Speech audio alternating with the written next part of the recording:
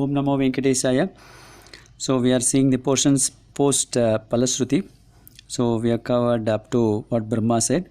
Now the next three slokas are from Bhagavad Gita. So let's see what they are. Sanjaya uvacha yatra yogeshwara krishno yatra partho dhanurdharaha tatra shrirvijayo bhuta dhruva nitirmatir mama. The first sloka begins by the question from Dhritarashtra. Dhritarashtra says, Dharmakshetre Kurukshetre Samaveta Yutsavaha Mamakaha Pandavache Kimakurvata Sanjay. That's what it is. It starts with Dharmakshetra, Dharma. The first word is Dharma, and the last word here you find that Mama. So that means we combine the two, that gets the message of Gita. What is Gita's message? Mama Dharma, Dharma Mama. That means Mama Dharma means my duty. So that was the confusion that Arjuna had. What is my duty? Fight this battle or not to fight this battle? So Bhagavan cleared that doubt by saying that as a Kshatriya, you have got to fight this battle. And finally all this confusion of Arjuna got removed, and therefore he says, Nashto mohas mritir labda totprasadat mayach. That means all my confusions or delusions are completely gone. I will fight as you advise me. That's what he said. Now here the final sloka, Sanjaya. Sanjaya is the is working along. I mean, he is the a minister in this Sanjaya, this Dhritarashtra's cabinet. And therefore he is also, they studied together, Sahapati, they studied together. Therefore he takes a lot of liberty with Dhritarashtra in that sense. So Sanjaya Vacha. So Sanjaya, Samyak Jayati iti Sanjaya. That means one is ever victorious, very, very well victorious is called as Sanjaya. So he is saying, what is he saying? Yatra Yogeshwara Krishna. Where there is Yogeshwara Krishna, that means one who is the Lord of these various yogas, that Krishna is there. Yatra Partho Dhanurdharaha. So where there is, the Partha means Arjuna, Prithu's son, Prithu's clan, person who came from the Prithu's clan is Partha. Dhanurdhara, who is holding this, this bow in his hand. Tatraha, that place Srihi, that means victory. The Sri means wealth. Vijayaha means victory. Bhutihi means Aishwaryam. Niti, Dhruva Nitir. Niti means justice. This is Dhruva Matir Mama. That means this is my firm conviction or firm opinion. That's what Sanjaya says. That where there is Yogeshwara Krishna, where there is Arjuna who is holding the bow in his hand, there will be the wealth, all this Aishwaryam, all this victory, justice, everything will be there in that place. That's what he says. So,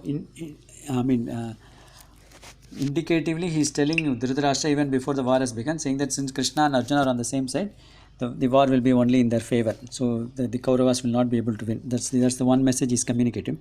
But if you look at the inner meaning of that, Yatra Partho Dhanurdhara, that means he is a person who is ready to fight. That means in all our efforts, if you want success, Vijaya means where the success will be. This is a formula for success is contained in this sloka.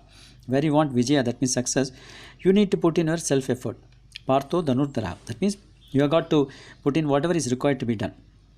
But all our efforts need not be successful. For us to get success, you need to have Yogeshwara Krishna on our side. Yogeshwara, one meaning of Yogeshwara is one is able to, yoga means meditation also, that means concentration. So if you have concentration and then your effort, then you will be successful. In fact, Bhagavan also says in Gita chapter 6, Abhyasena tu kaunteya vairagyena cha grihyate. That is in chapter 6 when this is talking about meditation. Arjuna says it's very, very difficult to, whatever you prescribe is very difficult for one to follow. Yes, he said, yes, it's difficult, I agree. But then with two things, Abhyasena, that means you have got to put in your efforts consistently. Abhyasa means keep on doing it again and again and again. And then Vairagyam normally means dispassion, but the other meaning of Vairagyam is Vishesha Ragam. That means one has got a special affinity towards that goal. That means you must be steadfast in your goal, and if you put in efforts, you will be successful. That's what he's talking, Yogeshwara Krishna. Other way of looking at Yogeshwara Krishna is one who is the person, which means to unite. He is the person who will unite you with that success, provided he is happy. So that means how to get as long as you have the grace of the Lord and you put in effort, you can be successful. That's what is the implication of this particular. So how to get the grace of the Lord? In Kali Yuga, the only way is chanting the Harer Namameva Mama Jivanam Kalau Nasteva Gatiре. That means in this Kali Yuga, the only easiest path to get get the Bhagavan's grace is chanting his name, and therefore chanting if you chant Vishnu Sahasranamam regularly and keep putting our efforts, definitely we'll be successful in our endeavors. That's what is the implication of this particular sloka. Sri Bhagavan Ananyas-chintayanto mam ejana paryupasate tesham nityabhayuktanam yogatchemam vahamyaham. This is slightly at a the kind of people who are at a higher level. In fact, in the previous sloka, he said you put in your effort and invoke the blessings of the God, you will be successful. Here, they are not, Bhagavan is not even saying they don't have to put their efforts. I will take care of them. That's what it is. Bhagavan says, this is sloka chapter number 9, sloka number 22. This is the Bhagavad Gita sloka. Ye janaha, those bhaktas, so those people, Ananyas chintayantam, that means they don't have any other thought. Anya chinta means other than me. Other than me, they don't have any other thought. Ananya chintayantaha, other than me, they don't have any other thought. Ye janaha paryupasate, they keep on worshipping me. Paryupasate means keep very much worshipping me only. Paryupasate. Tesham, for that people, nitya abhiyuktanam, they are ever united with me. Nitya means always, abhiyuktanam, that means they are ever united with me. So they don't have any other thought other than me, and they are always worshipping me, and they are always ever united with me. For that people, I take care of that yogatchemam vahamyam.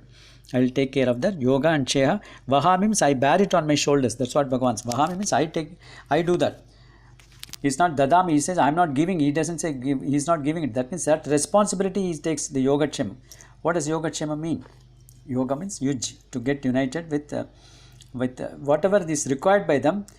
What is required by them, they don't even ask me. I provide them. I take the responsibility of providing what is required for them. That is yogam.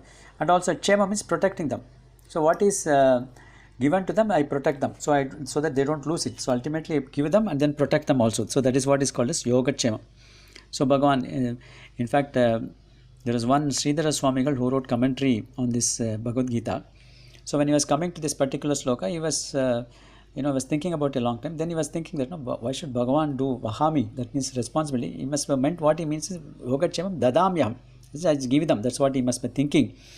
So he was not very clear on that, how to write the commentary on that.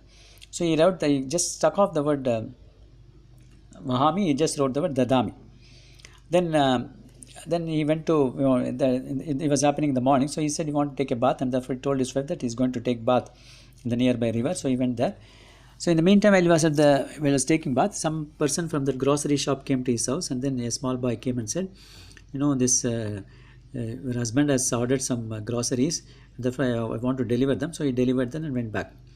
So this man came and then finished all his anushtanas and was taking food. At that time, his wife suddenly remembered, saying that, this, I think you have advised this grocery man to send some kiranas, provisions, and he has sent that. That's what he said. He said, I didn't say that. He said, I wanted to say, but I cannot told them. So he was a little, wonderstruck. How is it that I have not told anything, but then how is this has happened? Then he went to his place, and then, in that palm leaf where he had written dadami, somebody has cut off the dadami and wrote vahami. That's what he said. He is bearing that. So that Bhagavan himself says, I am taking the burden on my own shoulders. So the yogatchema vahami. This is at a higher level. So in the previous one, where we are, people have other thoughts other than Bhagavan also, they will have to put in their efforts. Whereas people who don't have any other thoughts other than Bhagavan, Bhagavan takes care of them completely, both what is required in this world and ultimately, of course, unites them. Yoga means, other meaning of yoga means he is uniting them with himself. That means uniting them with Jivatma getting united with Paramatma. So that also he is able to provide them, and therefore is called, that's what Bhagavan says in this sloka, Bhagavan Vacha. The next sloka, which is the sloka number, is talking about the Avatara Rahasya, why the purpose for his Avatara.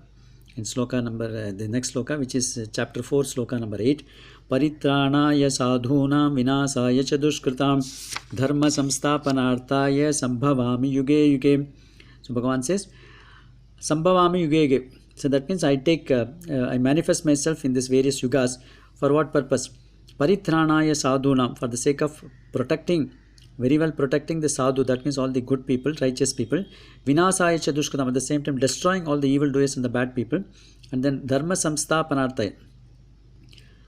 Dhamma samyak stapanam. That means I want to re-establish dharma very well. Samstapanarthaya, I take birth. So that means he is taking Prakritim Swam Adhishtaya Sambhavami Atma Maya. That's what Bhagavan says in Gita. So I take the Maya as my tool and manifest myself in this universe in avatars. for the sake of protecting the good people and destroying the evildoers. The question comes, why should he destroy the evildoers? Was it not enough if you just protect the good people? Now, when you plant, when you do the plant, let's say paddy in the field, without you are even being aware of it, without taking any efforts, all this weeds also come along with that plant. Kalainu solluvom Tamizhla. So all these weeds also come. So what do? You can't allow the weeds to grow. If the weeds grow, then the plant will die, because all this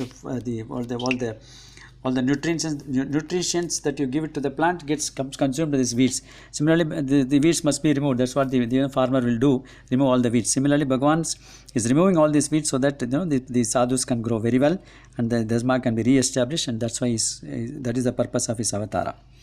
Om Namo Venkateshaya.